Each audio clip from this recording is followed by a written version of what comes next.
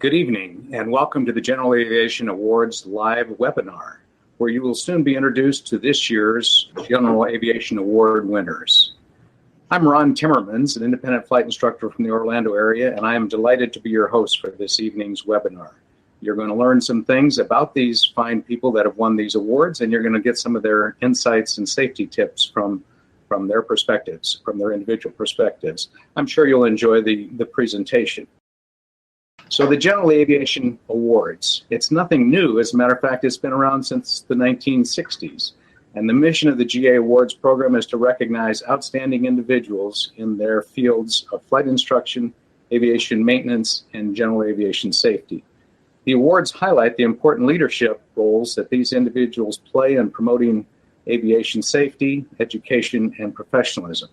It's a cooperative effort between industry and the FAA.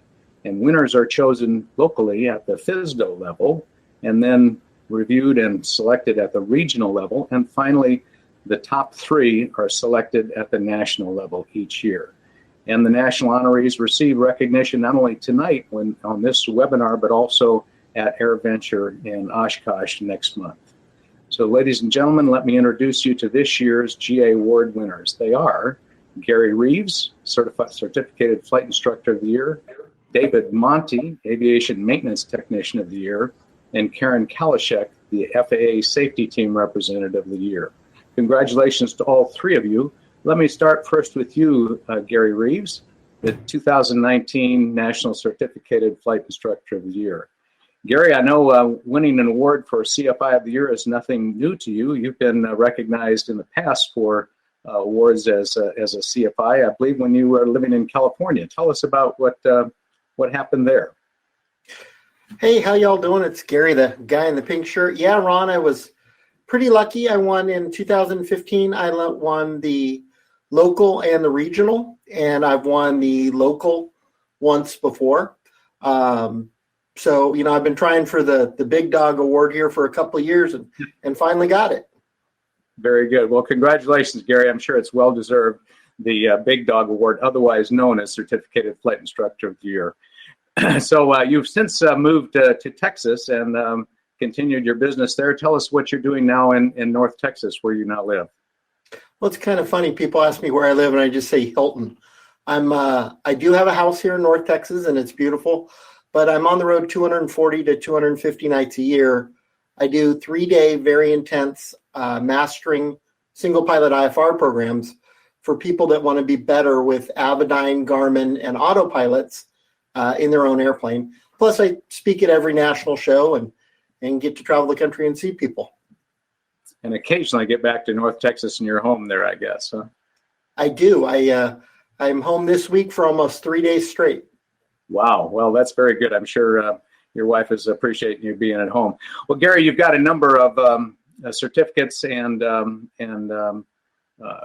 ratings behind your name. I see you're an ATP, Master CFI, CFII, MEI, and the like. Over 7,000 hours of flight experience, I understand. Yeah, what I always tell people is on paper I look reasonably smart. I really do. I'm sure you come across as that way to your more than 200 students that you've provided training. And you said, I think you limit the number of people that you provide training to as far as flight training is concerned each year? Yeah, I'm only available to work with about 30 clients a year, and that's why I started pilotsafety.org, because we have video training on Avidyne, Garmin, ForeFlight, and other avionics systems.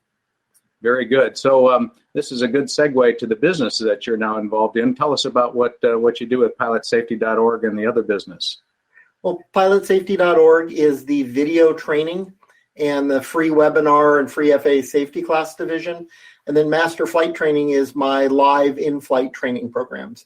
But we're all under the same pink banner now. We're all on the same logo. Very good. Well, I'm sure many in our audience tonight, Gary, have either heard you live and make your presentations. Maybe they've flown with you or they've seen videos of you. But we're all looking forward to the insights and safety tips that you're about to share with us. So why don't you take it from here, please? Well, it was really tough just to come up with the top 5, but I wanted to come up with the top 5 that happened to really good pilots when they train with me. They're already really good pilots or they wouldn't seek extra training. But I think one of the most common errors is people are a little confused when you're legally required to do what air traffic control tells you to do. And the answer is actually pretty simple. It's never. You are never under any legal obligation to follow an ATC instruction. Now, I just want to be clear. I want you to comply with ATC if you can. I never want you to not do what ATC wants, but there are a couple requirements. Before you do what ATC tells you to do, you have to be safe and you've got to read back the instruction. If you read back the instruction, now you're in trouble. There was a gentleman in Burbank several years ago that was told to maintain runway heading to advise, and he flew his whole family into a mountain and killed everybody. You're not supposed to comply with ATC instructions. You're supposed to maintain safety of the aircraft. So if you are unable to do what ATC wants you to do, it's really simple. Just tell them what you can do instead. A classic instruction, I was training a 15,000-hour Delta pilot today, and we were trying to do an instrument procedure, and the clearance was direct buoy for the Moss 8 arrival. That would have put me direct into a thunderstorm. I'm not going to comply with that. All I did is said, regional, 649er Whiskey Mike, unable for thunderstorms. I'd like to proceed direct Hergo for an RNAV full stop. Direct approved. So ATC will always let you do what you need to as long as you tell them. And that brings me to my next thing about checking in on the radio. Everybody seems to be in such a hurry. When you get a frequency change, contact Fort Worth Center on 127.25, that they flip over and they immediately step on the radio. And it's just not necessary. You're required to monitor that frequency. You're not required to check in the first 30 seconds.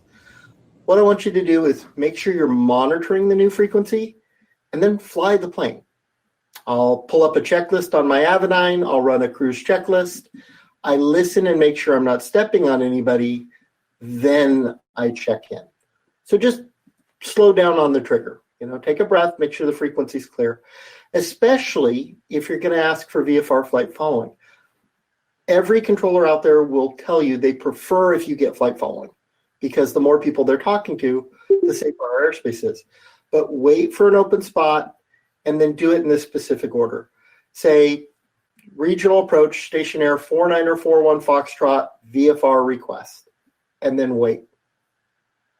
When they get back to you, repeat your tail number, type, location, and request. Station air 4941 Foxtrot is a Cessna 206 slant Gulf, 3,000 feet over Decatur. I'd like flight following to Oklahoma City. So the slower you talk and when you wait for those openings, the easier it is. And as a special IFR bonus tip, because I always get a telephone clearance, I don't want you to pick up an IFR clearance in the air. Get your telephone clearance, take off with the void time. But when you first check in with most TRACONs and centers off a non-towered field, it's helpful on the first check-in if you just automatically ident. So regional approach, Cessna 4941 Foxtrot, 3,000, climb 5,000 with an ident, because they're going to ask you to ident anyway. Now, the next thing I kind of come up to is some IFR confusion. And it's funny that people who train with me go, Gary, you make this look so easy. Well, it is because I get paid to do it every day. And that's the only reason, right?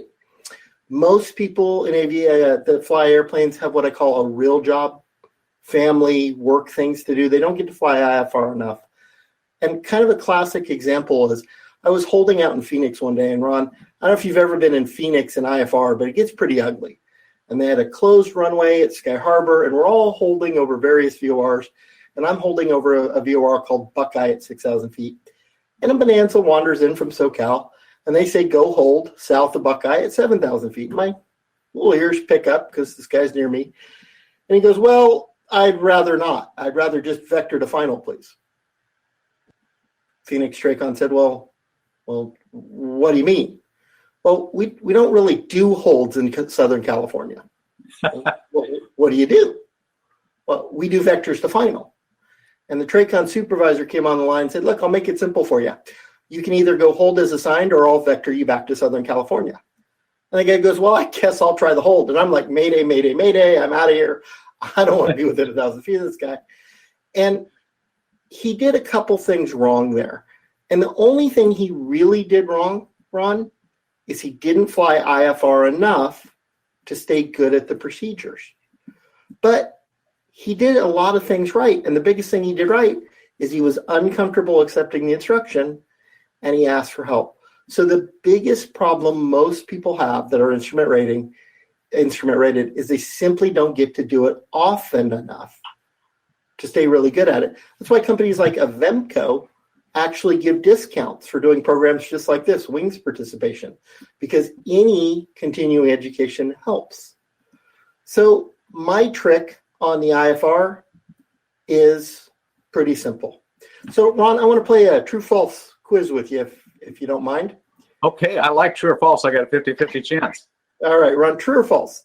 Flying VFR is safer and has a lower rate of mid-air collisions than IFR. I would say false. Okay, Ron, let's try another one. Flying VFR has a lower airspace violation rate. I think that one also would be false.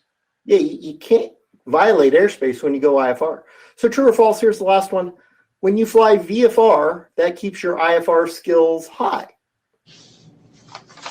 Well, I don't think that's the case either. I would say that one's false as well. How'd I do, Gary? You did great.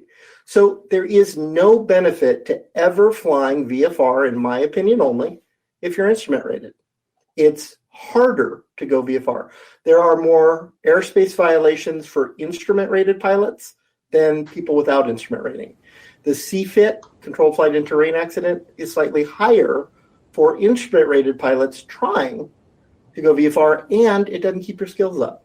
So I recommend people with an instrument rating always file IFR and always shoot an instrument approach. It may not count towards legal currency if you're in blue skies, but it keeps your skills up. And then probably my next tip is complacency. And I have a favorite quote from a guy named Andy Grove. Success breeds complacency. Complacency breeds failure, and only the paranoid survive. So when I say complacency, y'all need to know that complacency errors actually only happen to really good pilots. You have to be good before you can become complacent. It's more common in people that own their own airplanes. And the places I see it typically are on pre-flight inspections. So I typically watch an owner do a pre-flight inspection when they hire me for a 3-day program, and the average owner misses 12 to 28 critical airworthiness items. Wow. Because they do their pre-flight from memory, and the human memory doesn't work. Classic example, training a very smart doctor in Tyler, Texas. He didn't check the stall warning horn. I said, well, let's turn on and check. Stall warning horn doesn't work. We can't fly the airplane. The airplane's unairworthy. I go, how long has that been broken? He had no idea. He hadn't checked it in years. So the cure, a little bit of a hairball there. The cure is to use a checklist every time. And it's not just them, it's me. I can't tell you how many times I've been flying my airplane and geez, this airplane is really slow and I've been flying it for an hour and the flaps are still in the takeoff position because I used memory and not the written checklist on my Avidyne to bring the flaps up. And the last thing I really want to talk about is preventing mid-air collisions. So the FAA has had a policy that has been pretty ineffective and simply does not work for years. See and avoid. That does not work. I'm not saying it's a bad policy. We want you to look outside. But see and avoid doesn't work. Trying to see somebody a mile away from you closing at 180 knots, you're never going to see them in time. So the more people that equip with ADS-B, the more people that do flight following and file IFR certainly helps. But what I want everybody to do is make yourself more visible to other pilots. I was flying IFR one day. Air traffic control over Louisiana was telling me there's a guy coming near you, and he missed me by a couple hundred feet. He wasn't doing anything illegal. He was climbing to a safe VFR altitude. He simply didn't know I was there. So immediately after that, I replaced all the lights on my airplane with advanced LEDs called Aero LEDs is the company I chose, but there are many good ones. I went with Aero LEDs because they make my landing and taxi pulse and wigwag during the day. So I did a little research on, and Minnesota actually required a pulsing headlight on motorcycles during the day. And in the first year they did that, the head-on fatality for motorcycles dropped by 29%. Wow, quite impressive. Just yesterday, Gary, I was flying with a client, and we had not a real close midair, but we saw the other airplane on the ADS-B look, and ATC had pointed them out to us as well. But as is often the case, we couldn't visually acquire the target until they were very close. And had the other pilot had LEDs, or particularly the wig-wag pulsing lights, I think it would have been a lot easier for us to spot them. And as it turned out, they missed us, like your case, 200 feet or more, and so we were safe. But boy, those are the kind of close calls that make you think about it. Right. And if you think about 1.5 billion years ago, I was a paramedic. You see the flashing lights on an ambulance way before you hear the siren or see the actual ambulance. So my recommendation, and what I'd like everybody to adopt if you can, is all lights on with pulsing landing and taxi lights 24 hours a day below 10,000 feet, unless you're in the clouds. And at night, then you can just make them solid landing lights. But if we do that, I think we can really help reduce the mid-airs and help the FAA policy of see and avoid be more of being seen and helping people avoid you. Very good. Well, Gary, that's great. That's a great tip that you gave us. As a matter of fact, there were several great tips that you've given us there about flying IFR versus PFR and see and avoid and the like. You can read more about Gary and his instruction programs at pilotsafety.org. Master Flight Training, his 2 businesses, and if you wanted to schedule with him, you can get in contact with him through this website, and you will probably see Gary at Oshkosh and many of the other trade shows and aviation shows throughout the U.S. as the year goes on. Gary Reeves, again, congratulations on becoming the 2019 National Certificated Flight Instructor of the Year. I will look forward to seeing you get your award in person in Oshkosh next month. Thank you again, Gary. Thank you, my friend. And on my website is the calendar of the 7 free classes I'm teaching there. So hopefully we'll see it at some of the free classes I'm teaching as well.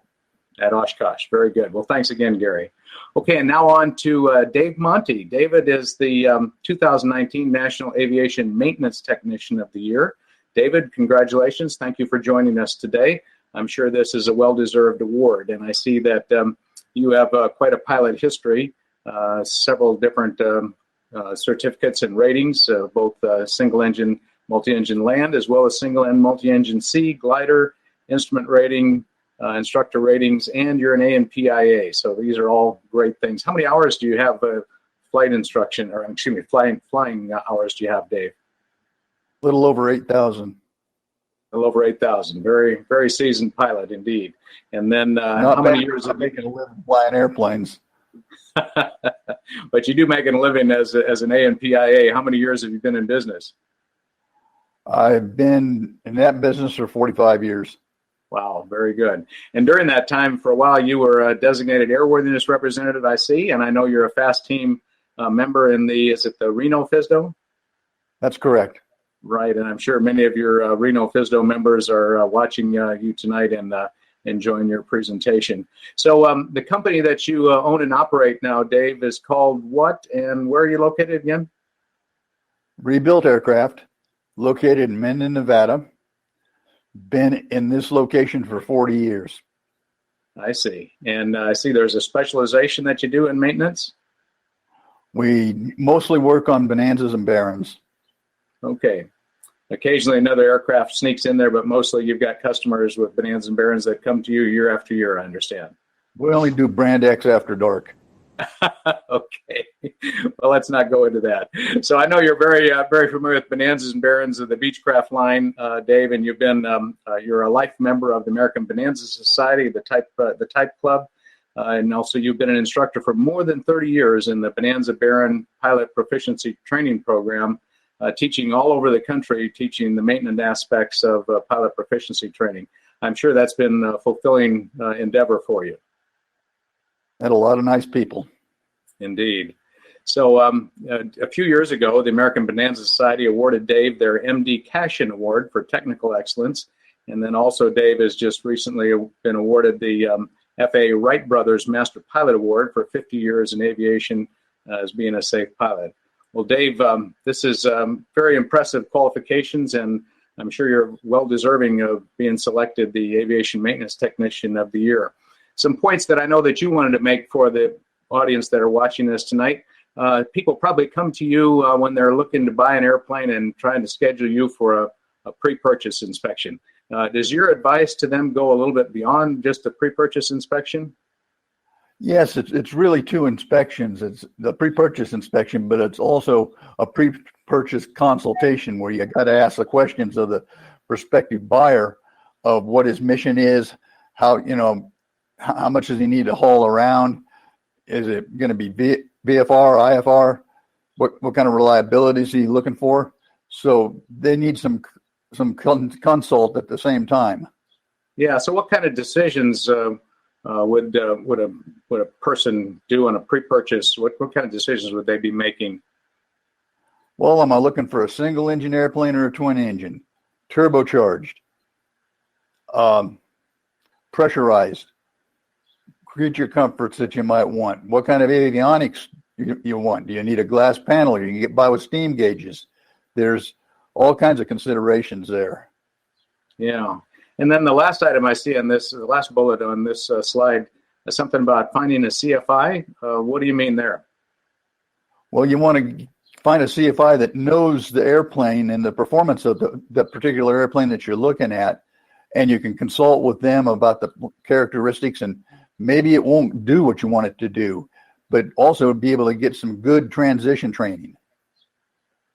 Indeed. I recall meeting a client one time a few years ago who had just proudly purchased his B-36 TC, and he was all excited about taking his family on long trips. He had the airplane completely fueled up, and when we did the first weight and balance for him, he found out that with two people in the front seat, he was nearly at max gross weight with full fuel, and he was a bit disappointed, of course. So indeed, learning before you buy the airplane what its capabilities are is good. Plus, finding a CFI to give you that all-important transition training as you learn a new airplane. So let's say you finally purchase the airplane. Then what, David? Time to start pouring money into it? No, you want to fly it for 6 or 12 months before you decide to start modifying things or changing avionics or painting the airplane or doing a number of things, because it might not be the airplane that you really need. Sometimes you might need to trade up or trade down. I see. So those are important things to understand in the first 6 months or first year of ownership. But let's say a pilot now is finally zeroed in on a plane that they wish to purchase, and they come to you and say, would you do a pre-purchase inspection? And so what would you advise the purchasing pilot during the pre-purchase inspection?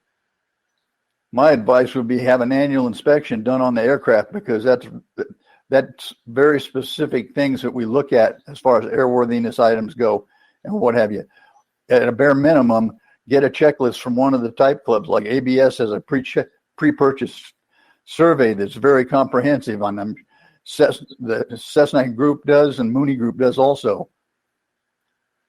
So is it better to do the annual inspection at a higher cost, or just do a pre-purchase inspection and get that behind you? What do you think? I'd do the annual inspection.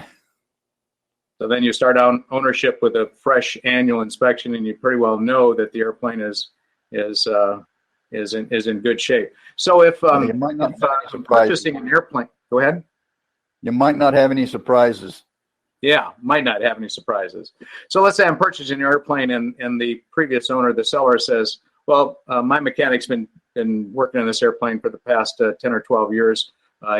He or she is more than willing to do the pre-purchase inspection for him. Is this a good idea or not? No, that's not a great idea. You want to have somebody that doesn't have a dog in the fight looking at it. So an independent view would be the best thing to do. Find your own mechanic. And so type certificated clubs like Cessna and Piper and Bonanzas and the like often can give you suggestions for mechanics in the local area where you're purchasing the airplane to get an independent look. Is that correct? That's true. Okay. So let's say a pilot then decides he or she is, when they buy an airplane, they're going to get the annual inspection in lieu of just a pre-purchase inspection. What can we expect for an annual inspection, Dave? About $3,000. About $3,000, and that's that doesn't include parts. That is what? Anything. That doesn't include parts or fixing anything. Okay, so that's just the inspection, pulling the panels off, doing compression checks, giving them the overall look, lubricating certain things and the like. Okay. Checking the records. Oh, checking the records. Is that important the first time you do the annual? You bet it is. You want to make sure that the notes are up to date, service bulletins, anything that's been hidden. Yeah. So that obviously adds to the time that the mechanic works on the airplane and would increase the cost, and that's why an annual inspection is probably as much as $3,000, depending on the aircraft. That's correct. Yeah.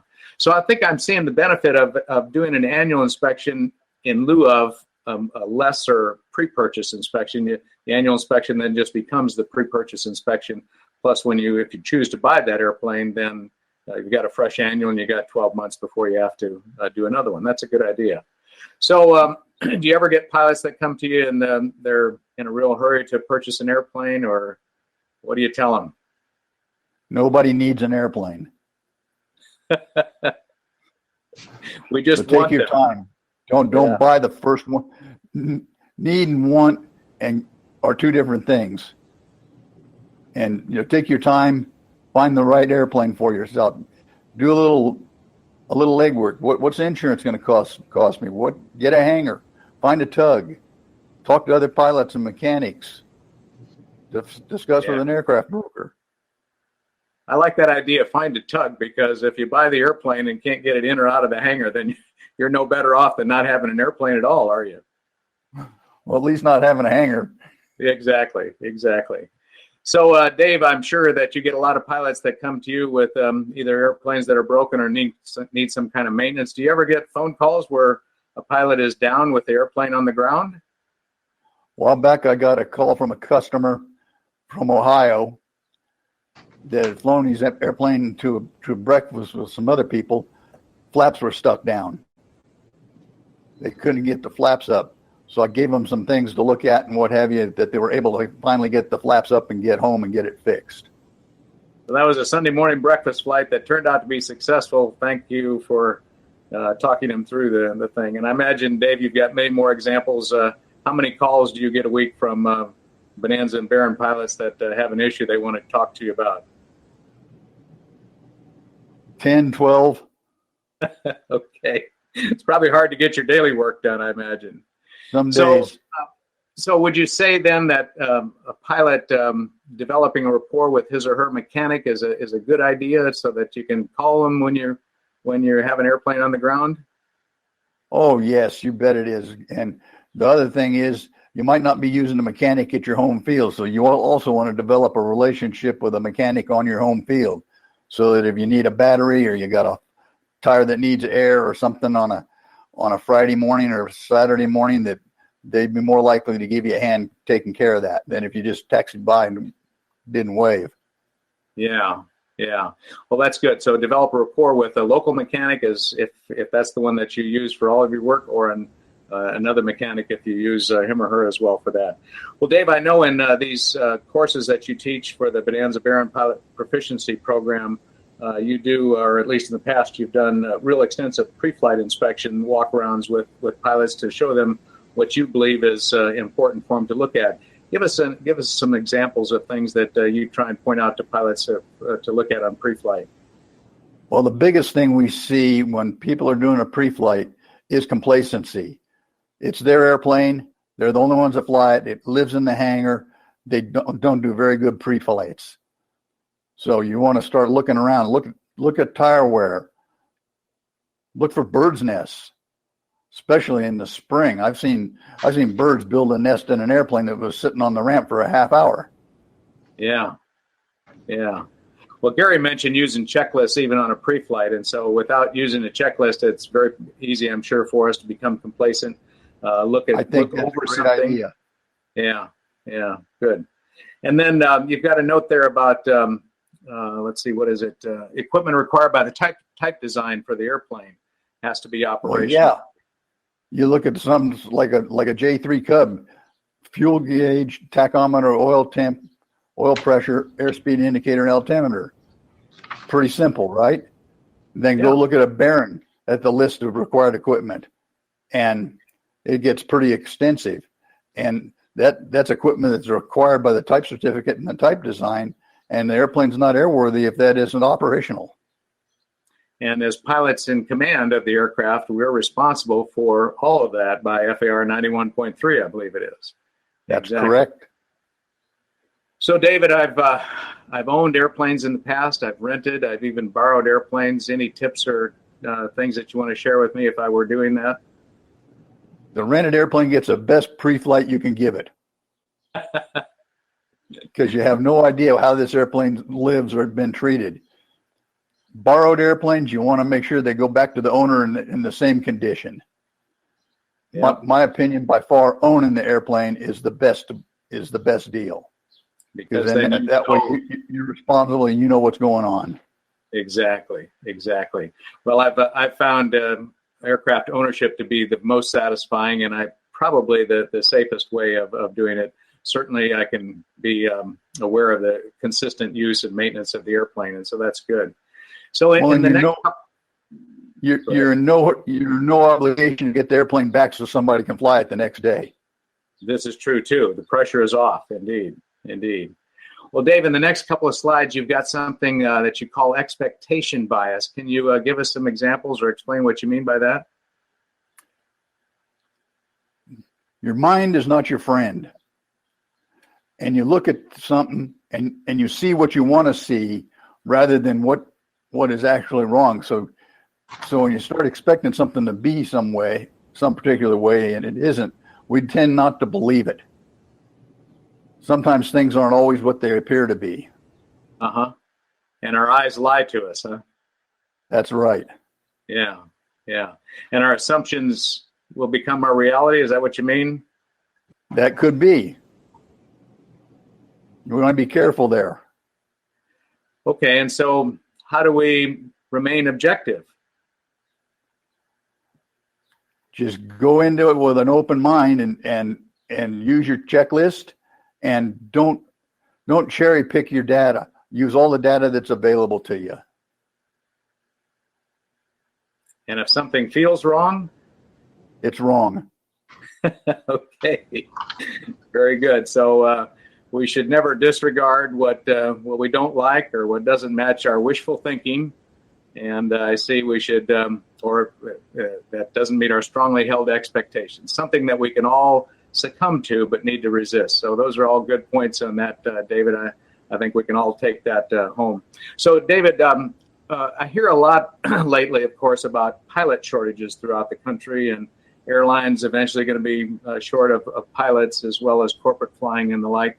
Is the same case in AMTs in our nation, that there's a shortage there? More so. We don't have as many people going through AMP schools and what have you as we do pilot school, or the guy that's going to some automotive tech school. So I would urge anybody that's interested in getting into the field, and you look there on the right, the book on the right there, that's the book for a private pilot course. The books on the left are what it takes, what you're studying to be an A&P. So it's a pretty extensive, the studies to become an A&P. I can see that. All right, so encourage other people, young people, to seek careers as an AMT, as well as become pilots. Those are all good things that all of us can do. And if we've already got an A&P, what should we do? Get an IA. Right, but I mean, what should we do with the A&P that we currently have a relationship with? You can help them out, work for them, work part-time for an A&P. Okay, that's good. But as pilots, we should treat our A&Ps well, because they're few and far between and the like. Okay, well, good. So, Dave, any final thoughts that you want to share with us? Well, if you're using a tool that has to have a coin stuck in it to fit the nut, probably the wrong tool. Okay. And I know you're a perfectionist, and so even things as simple as safety wires need to be done right. Is that correct? That's correct. Sloppy Okay. safety wire indicates sloppy someplace else. Sloppy someplace else, indeed. And do you always turn off your ratchets before you go home at night? I try to. Okay, that's great. That's great. Okay, well, Dave Monty, congratulations on being selected as the 2019 National Aviation Maintenance Technician of the Year, an award that is well deserved by you, I'm sure. I will look forward to seeing you at Oshkosh when you receive your award next month as the Aviation Maintenance Technician of the Year. Thanks for joining us tonight, Dave. Thank you, Ron. And now, Karen Kalashek, the 2019 Fast Team Representative of the Year from the Milwaukee FSDO. Is that correct, Karen? That is correct, Ron. Good. And you've been a Fast Team lead representative and at the FSDO, and you were in the Green Bay area, as I recall. That is correct. Well, good. Tell us a little bit about your aviation experience and ratings and certificates, Karen. Well, I think I have very similar initials to both Gary and Dave, the whole gamut of ATP, multi-engine instructor, CFI, double I. I'm also a glider instructor, single engine seaplane, and AGI and IGI. Wow. Lots of alphabet letters after your name. That's very impressive, very impressive. And then I see in your bio here that you serve as a Wings Pro. Tell us a little bit about what that means and what do you do in that role? Okay, the Wings Pro is a fairly new initiative by the FAA. So what has happened in different FSDO regions throughout the country is people have been asked to volunteer as Wing Pros for their state. There's 3 of us in the state of Wisconsin.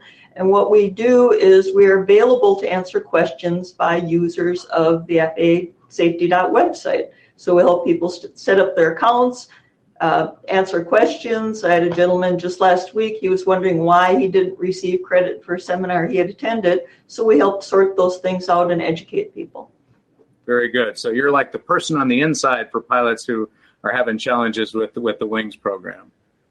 Yes, anything to improve safety. Very good.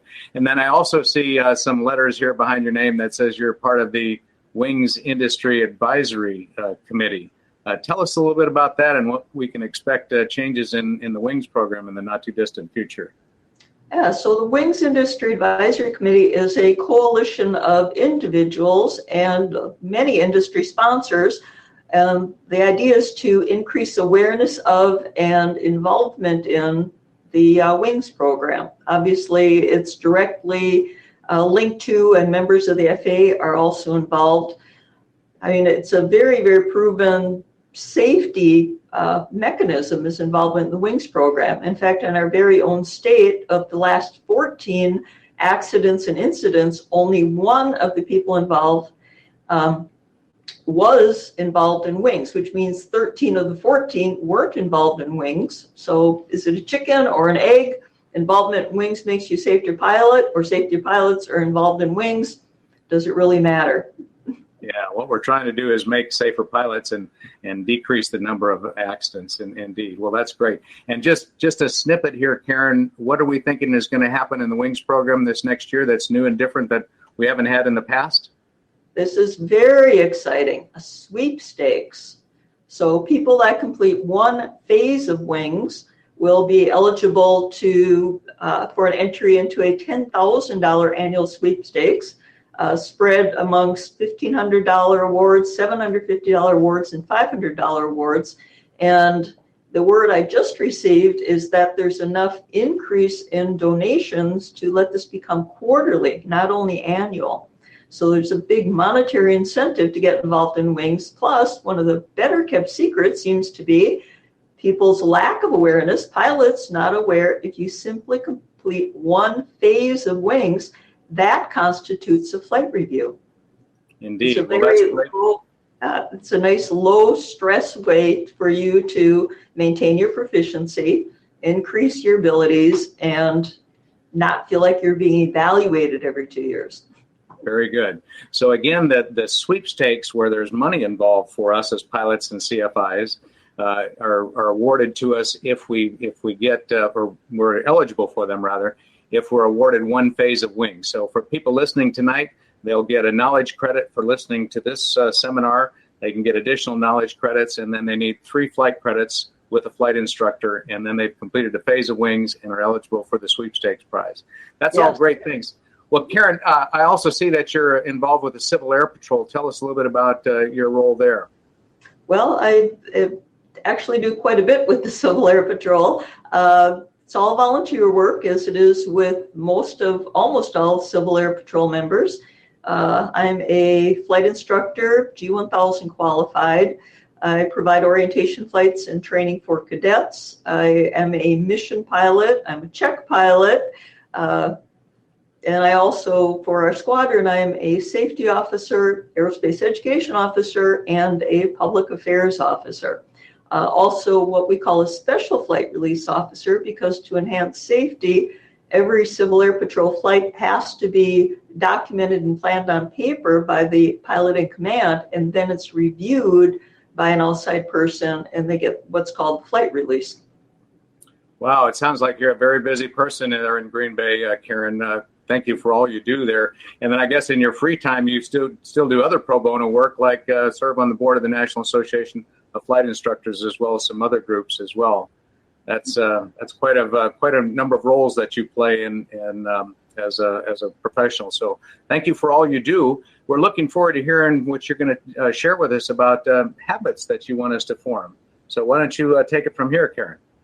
Okay, so thinking about what the safety tips I'd like to present to people, it wasn't very difficult to simply think back about many of the flight reviews I've done and discovered the greatest gap, I'd say, between the skill set that people exhibit and the importance to be able to deal with any effectively in any phase of flight, and that is emergency training. So I think we need to develop and establish really sound habits in a number of ways relating to emergencies. Okay, so you've got some tips for us then, I imagine. Yes, I certainly do. So the first one, before every single flight, review one emergency procedure. Now, they're not an endless number, so you can do it in a continuous loop. So what are you trying to do? You're trying to create that muscle memory and locking in what happens. I find too many times if I fly with the person and I say, okay, what would you do in case of this emergency? And I hear, pull out the checklist. And I say, okay, where's your checklist? And then there's this kind of mad scramble in a pocket somewhere looking for a checklist. Or they start kind of randomly running their hands about the cockpit, reaching for things, but in not a logical sequence. So I think, if we review before every flight, it takes a maximum of 2 to 3 minutes. Isn't your life worth that? So and you could do that while the engine is warming up, couldn't you? Yes, that's right. So, say it out loud. It's, say the things out loud, touch it, create your own personal flow. So you're reaching. So even if you're startled, you're surprised, you find with practice, your hands are actually reaching for the right items. When do you do it? Well, it depends. If you're going to review your engine fire on startup, I'd probably suggest doing that before you start the plane. Yes. If you're going, it's so, here in Wisconsin in the cold months, it takes a while for our oil to warm up. So many times I'd suggest start the plane, depending on the procedure again, and pull one out and review it. Touch the items, and then after you're reviewing it and touching it, create a flow about it and do it 2 or 3 times. And then again, continuously practice. And before you know it, you really are embedding these in a physical memory, which is our goal. Yeah. And then Karen, do you also have different things that you do like before every takeoff? Yes, I do. Okay. So before every takeoff, when you're at the end of the runway, state what you would do in case of different circumstances. Before I go any further, let me mention, please, for your own safety, everyone, do not do intersection takeoffs. I know it's tempting. I know you can save, 3 minutes by not taxiing to the end of the runway.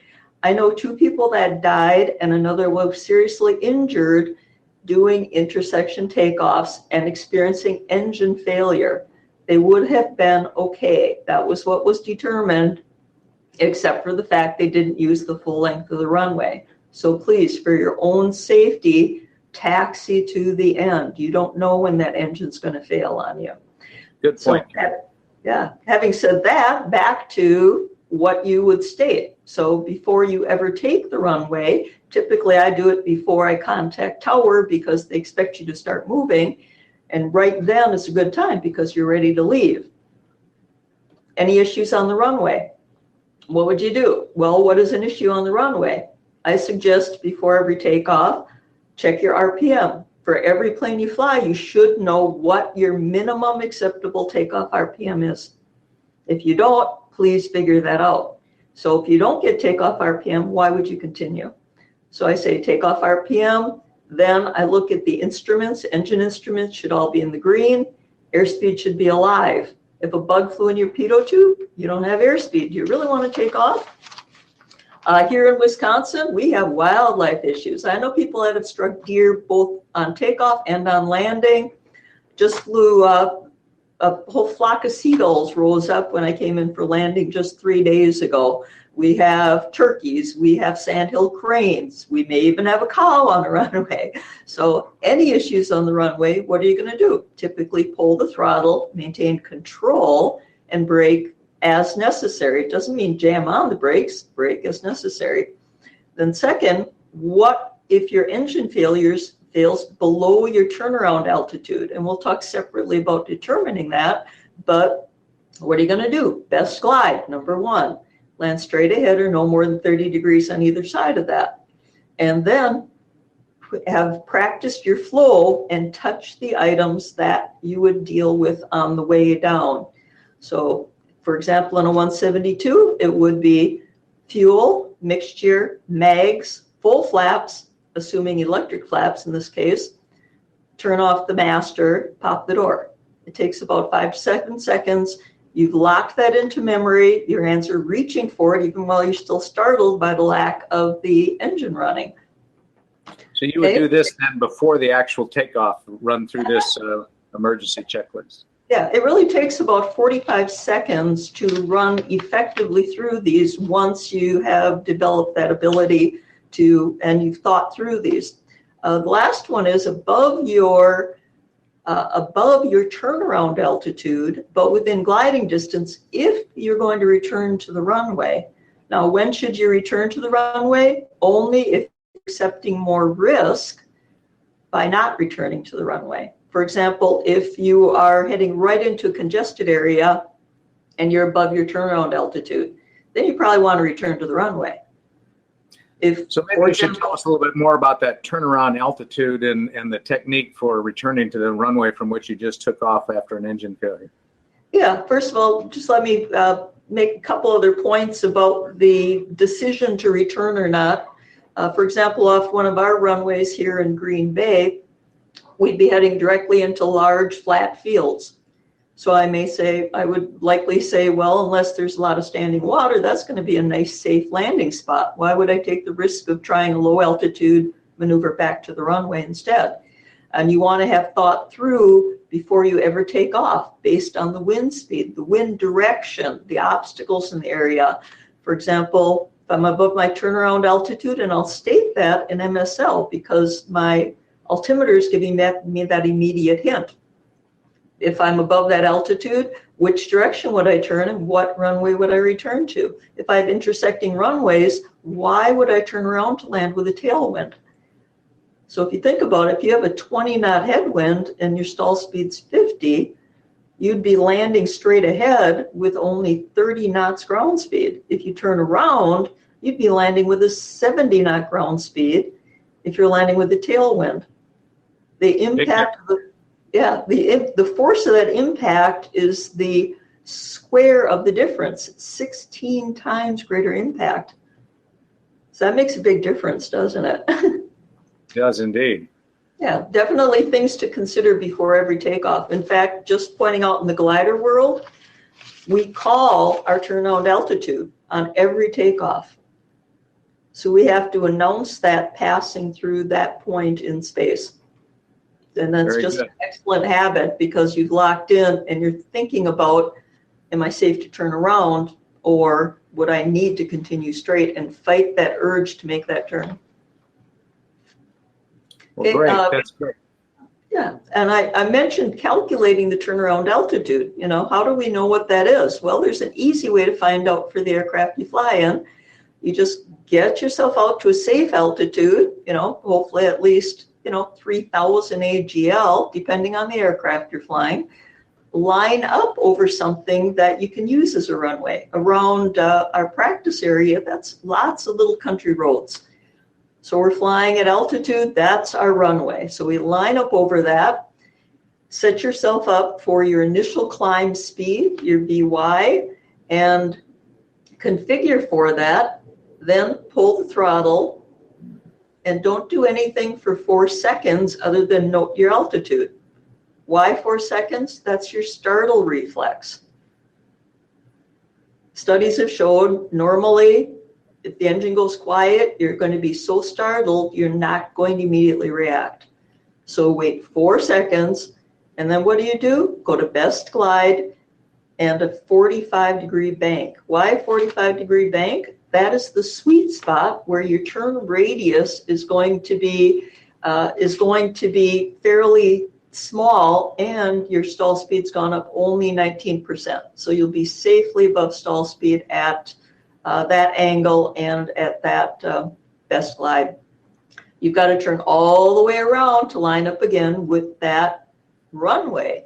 It's more than 180, it's more like a 270-degree turn and line up, then check your altitude loss. You'll find if you practice this regularly, you're going to minimize that altitude loss because you're going to just start to be ready for it. Part of this habit forming is to develop an attitude. Something could happen at any time. Instead of developing our complacency, the higher time we are, the more we tend to think things will continue just the way they have with no problems ever. So practice is very good for this, for every plane you fly in. Great. Well, Karen, thanks for outlining that for us. Just a couple of weeks ago, Mr. Captain Brian Schiff did a presentation just on the turnaround procedure, what he called the possible turn, and how to practice for it, do it safely so that it's ingrained in your mind what you're going to do and how you're going to do it safely, if that is the best of the options that you have after an engine failure. So it's not to be taken lightly. Better off in many cases to land straight ahead after an engine emergency. But if that doesn't make good sense, then maybe the turnaround procedure is good if you practice it and know what you're doing. Well, on to the next tip number 4, if you would, please. Okay, so we've talked about what we would do before every flight, before every takeoff. How do we determine our turnaround altitude? Okay, know your airport vicinity. Many people I find really aren't, even at their home drome, aren't that particularly familiar or have thought through where would they land if the engine failed in the vicinity of the airport. Okay, it should be part of your pre-flight planning. How do you do this? Look at Google Earth when you're flying around. When you're going into the airport, look all the way around it and think, where would be my landing spots? So for every runway you might use, every turn you might make, where would you land right then?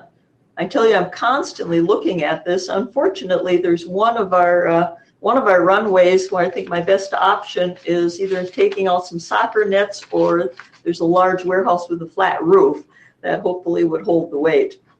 But this is important, not only, as I said, for your home drone, but for every airport that you take off or land at. Same thing as doing that emergency procedure discussion before every takeoff, not only once in a while, before every takeoff.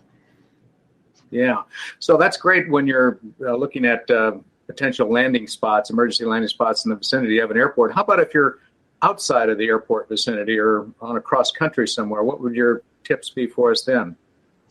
Yeah, well, I say the best thing we can do is avoid complacency. I always think my engine could fail at any time.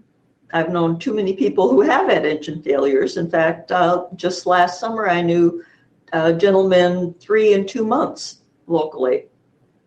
But we tend to get complacent because most of the time the engine runs just perfectly. So I call it plan and scan. So besides your pre-flight planning, wherever you are going, always thinking where would be my airport alternates, but also think where would be the fields I could land in, where would be grass strips I could land in. When I say plan, that's plan, but also scan. So when you're flying along, part of my scan, I like to look out to the wing tip and then look down at the ground and mentally mark where good landing spots are, because the best one might be right behind you. And if you hadn't noted it, you might not be aware of that. So if you develop that habit to just have it as part of your thought process, always think, where would I land right now? Exactly. Also, it's kind of entertaining too when you're flying along using the nearest function, if you have that in your GPS or your aviation app. Always planning, where am I close? Where could I land right at this point if that engine quit? That way, half of the effort when the engine quits thinking, where would I land? That's taken away from you. Exactly. And then turn immediately towards that spot if the engine were to fail, and prepare for the landing, which is inevitable and assured at that point. Mm-hmm. Very good. Okay, well, Karen, those are great tips. Do you want to summarize, if you would, please? Yeah, just a quick summary here. So, of course, as we said, this is habit forming. So use these things to just continually keep working to always form good habits. And just, you'll find if you start ingraining this as part of every flight, it will become such a habit that you'll miss it when you don't do it. And that's what you want. That's the level you want to be at. As I said, you can develop your own flows for your plane, but use flows. So you're physically creating that muscle memory. You're reaching for items, and then you're verifying them. You don't always have time to verify, so you want to develop that muscle memory. Practice on every flight, not just sometimes, every single flight. Is your life and life of your passengers worth just those very, very few minutes that it takes? Before and during. I've said before, run through your safety procedures, and during, make it a habit to plan and scan and keep challenging yourself. Where would I go right now? Every few minutes, where would I go right now? Also, debrief yourself after every flight. Just think about your flight. Did you do a thorough pre-flight as Dave would have wanted you to? Okay. Did you, how was your communications? Did you use your checklist effectively? Did you wander about the sky, or was your navigation technique what you wanted? Did you lay out a list of procedures or maneuvers you wanted to practice? So debrief yourself and make notes. What do I want to improve on? Did something unfamiliar happen? Did ATC give you an unusual request, or you heard something on the radio you'd never heard before? Research it. Or if you see areas where you know you'd like to improve, call up your local favorite flight instructor or someone you've never flown with before, even better, a flight instructor, to get a whole different perspective on your flight. So the goal is proficiency. As we all know, people that strive to improve are the ones that really become proficient and would be able to effectively deal with emergencies when they arise. Very good. Well, Karen, I've heard now Gary and Dave and you have a common theme here, and that is using checklists. A very important thing that I'm sure we all learned as a student pilot early on. We tend to get away from checklists as we grow in our experience, but it is probably time to get back to using checklists again. Then the other common theme I believe I heard from all three of you was avoid complacency, or combat complacency, because the more familiar we are with flying and with the airplanes that we're used to flying, the more opportunity for us to become complacent and miss things. So use of checklists is one way of combating complacency. Doing these habits that you've shared with us, Karen, another way to combat complacency. All really, really good ideas. And Karen, your best safety tip you've saved for last? Absolutely. Open your own FAAsafety.gov account and earn your wings. Remembering that starting this year, you as private pilots, or I should say private, any level of certificated pilot, are eligible for cash awards. Who wouldn't want to get involved in that? Indeed. So that's a good incentive. If you're not already registered with FAAsafety.gov, tonight is the night you should do it. And if you're already registered, you can apply for wings credit following this seminar. Well, this last presenter has been Karen Kalashek, the 2019 National FAA Safety Team Representative of the Year from Green Bay, Wisconsin. And let me just remind you again of all three of our special award winners tonight. The three national award winners are Gary Reeves from Texas, CFI Certificated Flight Instructor of the Year, Dave Monty from Minden, Nevada, the Aviation Maintenance Technician of the Year, and Karen Kalashek, the Fast Team Safety Representative of the Year from Green Bay, Wisconsin. To the three of you, thank you so much for being with us tonight. Congratulations to all of you for your very special awards. We look forward to seeing you in Oshkosh next month, where you receive the awards in person and get the honor that you're due. So for the rest of us tonight, perhaps you're interested in how you could participate in General Aviation Awards. Well, one thing that you can do is nominate a deserving person. Each year, nominations are open to CFIs, Fast Team Reps, and AMTs, and it takes someone like you or me to nominate someone and help them with the application package. It's quite an extensive ordeal, as these three would tell you tonight, to make it all the way to the national awards. It takes a lot of work and effort to put into the application package, so you could possibly help someone with that. You can also volunteer for the GA Awards because it's run by volunteers, and dedicated folks like you assure that its excellence in general aviation is recognized and rewarded, as these three are getting tonight. And then you can contribute. Funding is, of course, necessary, and it can be through sponsorships or direct donations. And monies, of course, that are received and gifts go directly to the honorees that you have seen tonight and in the years to follow. And then sponsorship is available as well. And there's a website you can see there in the middle bullet. If you wanted to sponsor or donate, you can visit that website and sign up as a sponsor or donate. And then I also wanted to give a special thank you tonight to John Typen from the St. Louis area. John himself is a two-time National Honoree General Aviation Awards, and he owns aeronautical proficiency training. And it is John tonight who is producing this broadcast and sending it out for all of us to enjoy. And then I also wanted to mention and notice the General Aviation Award.